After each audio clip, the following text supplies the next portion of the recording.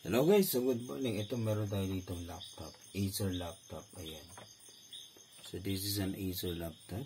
So yung problema daw niya, hindi na daw nag-on or yun, kapag pinower on niya, walang response.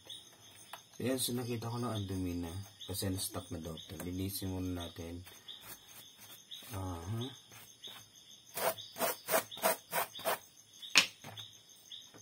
Buksan muna natin siya.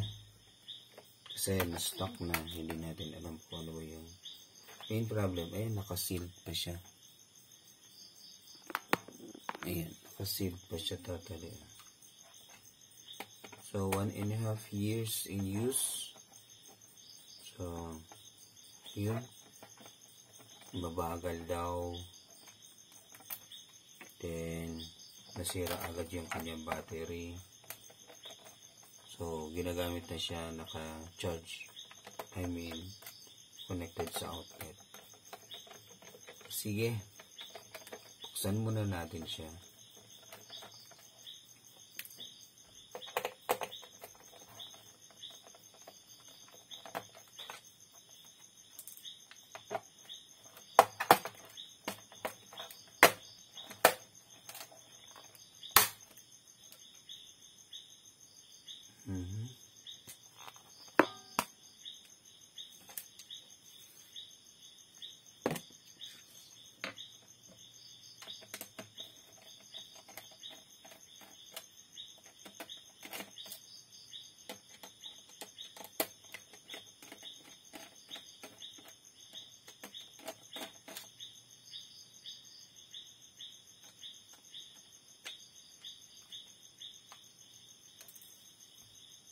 Kung hindi pa ito nabubuksan, ba't mayroon siya dito? Ito. Kung hindi pa siya nabubuksan, ba't may... O baka talaga napasama na yan dito.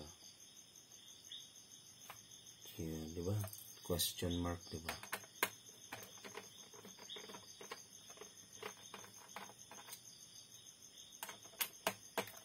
Pero hindi pa siya nabubuksan totally.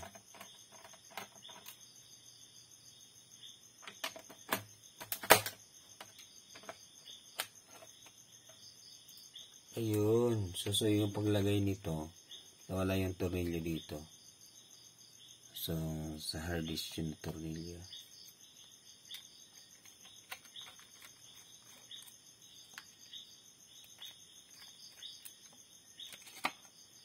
Ayan, malinis naman siya.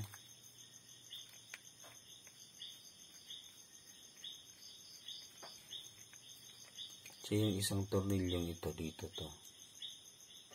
Hindi lang ito na ilagay.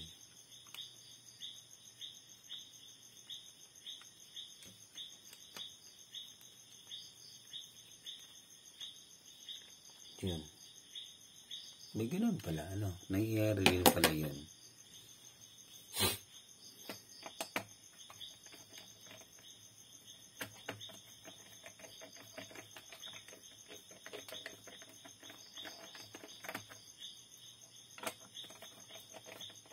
Mabagal kasi may built-in siya, built-in memory or RAM.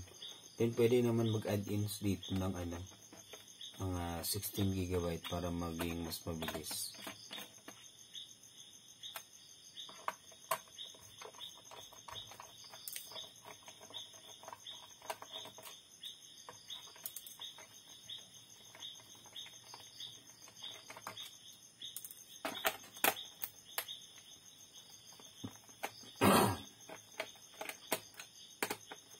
Dami natin nakatambak na dito, hindi tayo hindi tayo makagawa masyado ng repair, especially printer. Dami dito nakatambak guys. Ito naman yung mga laptops natin, nasa 10 sila. So hindi na tayo ganun kapaspasan Ngayon, ang oras nagising ako ngayon, it's Wednesday morning. Yan. Wednesday, October 18. Alright.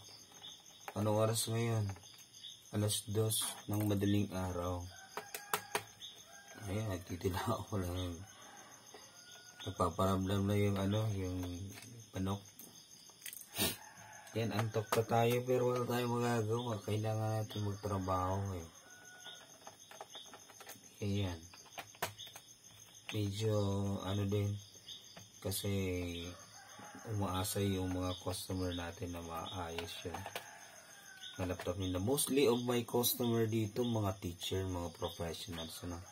So, bibihira lang yung estudyante or mostly talaga totally mga professionals. Ayan, sinisipon nga tayo. Kasi antok na antok pa ako guys. Tala ako ano. I see. So, sa tingin ko, langgam. Ito, yung mga langgam na lumalabas, Ayan, Ayan, langgam. Sa tingin ko, langgam yung problema nito.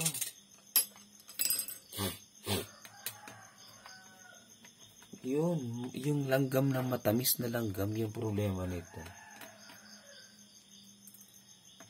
Serum. Yan. Kasi kung aamuyin mo yung yung matamis na langgam, di ba? Siguro kumakain ng medyo matatamis, then naghahawak sa computer, yan. Then, yun na yun, yung umpisa na yan. Umpisa na nun. Alright. Sige nga, baklasin na natin to.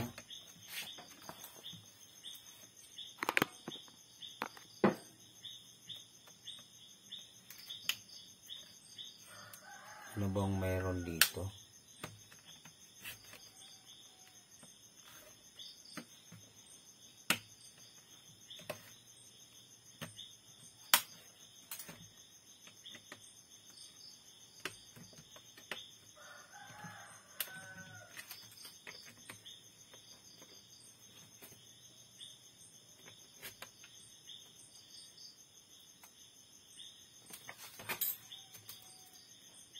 Kaya pala hirap baklasin kasi meron pa.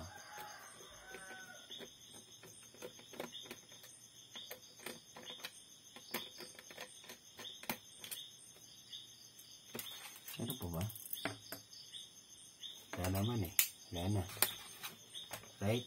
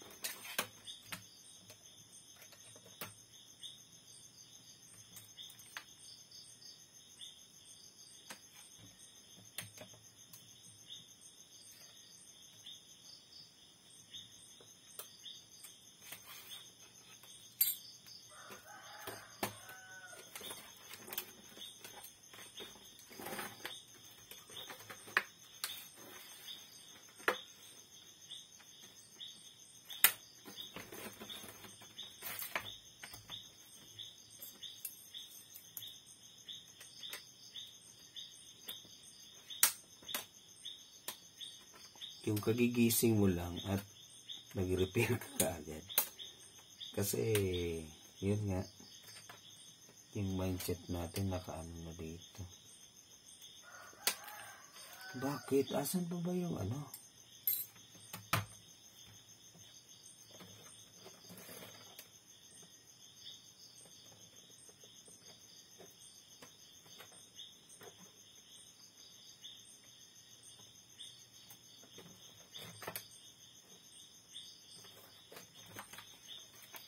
Baka naman, hirap naman ito.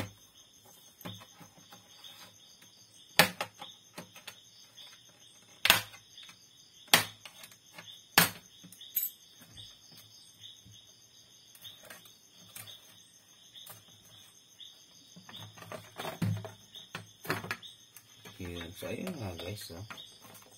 Tingnan mo naman yung duming yun. Ay, naka. Ayan, yung dumi. As in totally, Dumi.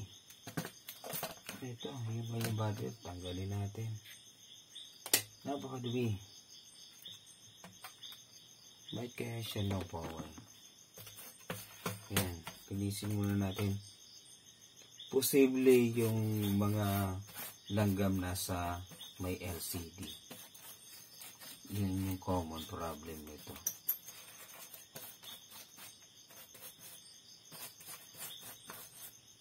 Hindi nagpa-power on kasi baka yung switch niya yun dito yung power button niya ay incorporated with the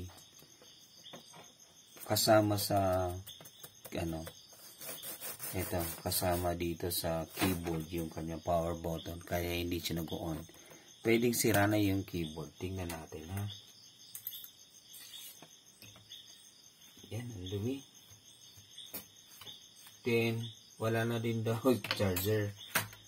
So, malaki yung gagastusin niya dito. Charger, keyboard, then papabilisin, bibili ng SSD, bibili ng additional RAM. So, yun yung pwede mangyari. Ito, kaya meron tayo ditong same charger. Ito, functional to. Kaya walang problema dito. Yan, saksak natin yung charger.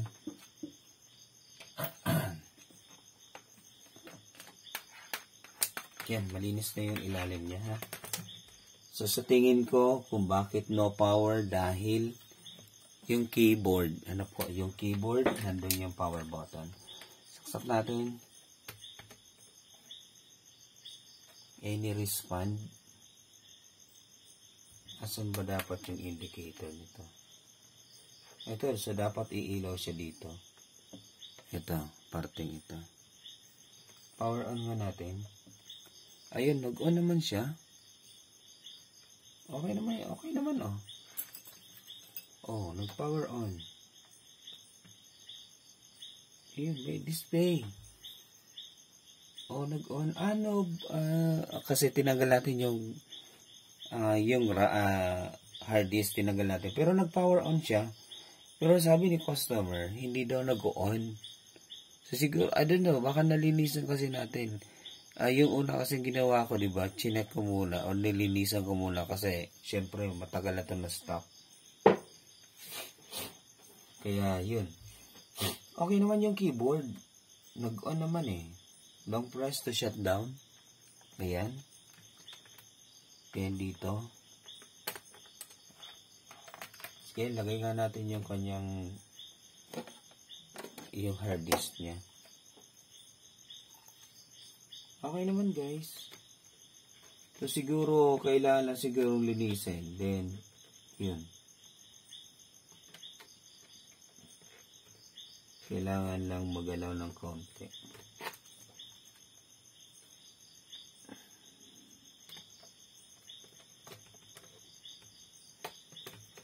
Yan, lagay nga natin yan. Sige, saksak. Power on.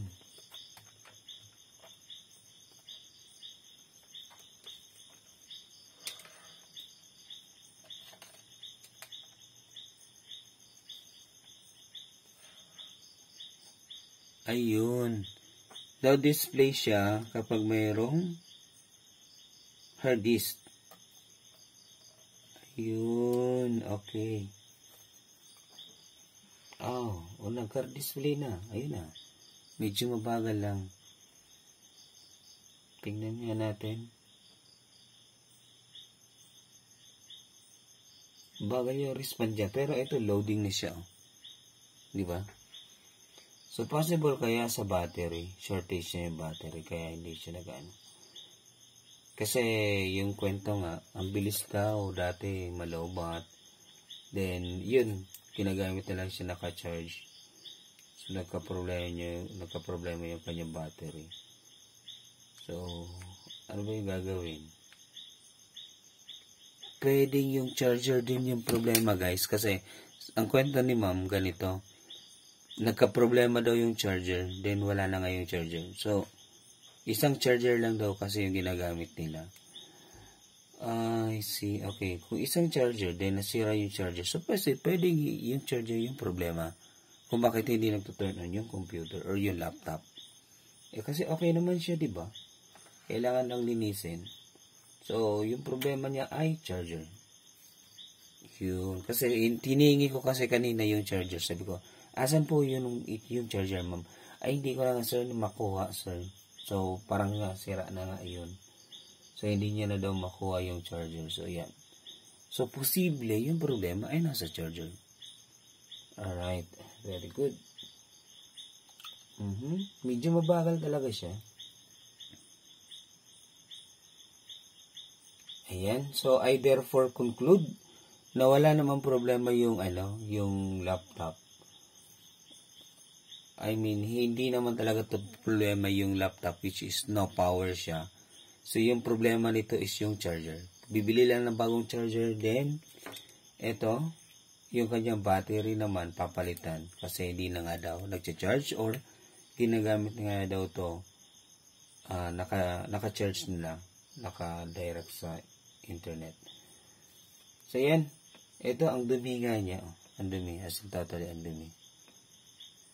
Ayan. Then, linisin lang natin to. Ayan. As in totally napakadumi. Overstock na siya. Mabagal, pwede naman tong i-upgrade yung RAM, lagyan ng RAM para maging mas mabilis. Then, para din mas mabilis pa gawing SSD.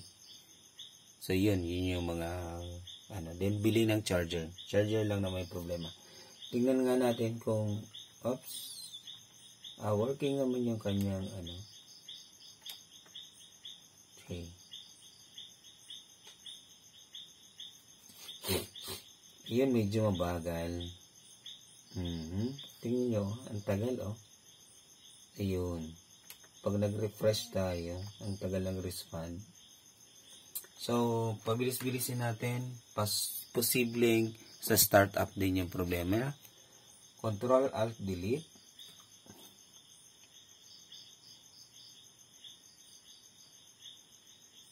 Saan pa ba yung Control-Alt-Delete dito? Control-Alt-Delete. Ayun. Alright. Task Manager. Ayan. Task Manager. Tapos, punta tayo sa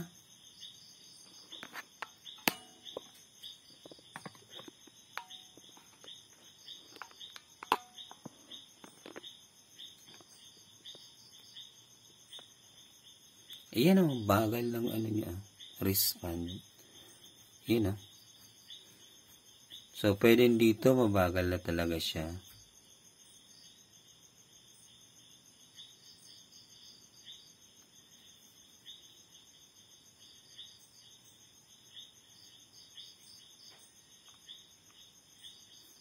Yan, start up. Yun, ang dami. Ang dami naka-enable, guys. Ayan, Kita niyo ba yan?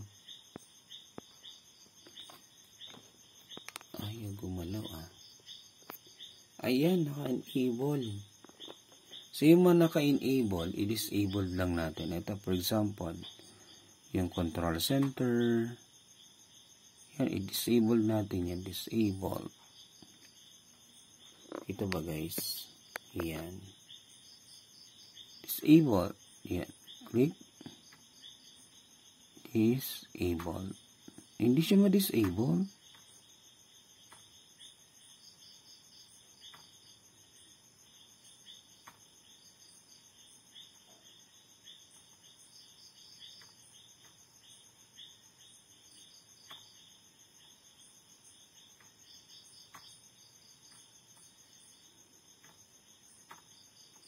Not measured, pero hindi ma-disabled. Yan, lahat ito disabled natin. Yung nakalagay siyang not measured. Pero sa dami ba naman na naka-enable, so, yun, magiging problema din yun.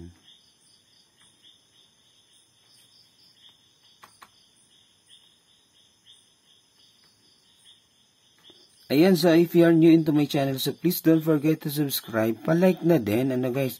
Please lang, wag nyo nang i-skip yung, yung ads. Kasi doon lang tayo kumikita para at least makasurvive tayo. So, siguro magkakaproblema na yung YouTube channel natin kasi DepEd account yung ginamit natin dito. Yan, so lahat na na-disable na natin. Then, close na natin. Tingnan natin kung medyo bumilis-bilis nga yung kanyang function. Right-click, refresh. Ganun pa din. Ganun pa din. Medyo mabagal talaga. Ayun. I see. Nagle-load pa lang yung kanyang SMADAB. Yung kanyang antivirus. Nagle-load pa lang siya, oh. Kanina pa tayo nag-work. Then, nagle-load pa lang yung kanyang SMADAB. SMADAB yan eh. Pag ganyan.